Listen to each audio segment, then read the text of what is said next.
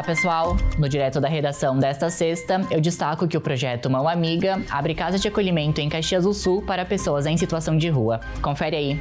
O acolhimento inicia neste sábado na Casa Bom Samaritano, localizado no bairro Marechal Floriano, na rua Maria Quitéria, número 907, e será aberta sempre a partir das 7 horas da noite. 60 pessoas podem ser atendidas por dia. Os acolhidos recebem jantar e café da manhã e a ação segue até setembro. E também destaco que Caxias do Sul recebeu um novo lote da vacina contra a Covid-19. A dose é produzida pelo Laboratório Moderna. O imunizante contra a Covid-19 foi atualizado para garantir proteção contra novas variantes da doença. A aplicação inicia na próxima terça-feira para todos os públicos. Também na terça será retomada a vacinação do público adulto, que foi suspenso por falta de doses. E nesta semana, a Câmara Municipal realizou uma visita guiada com os adolescentes da Casa Anjos Voluntários. O projeto A Casa é Sua tem como objetivo realizar visitas guiadas com a comunidade para explicar sobre o funcionamento do Parlamento Caxiense.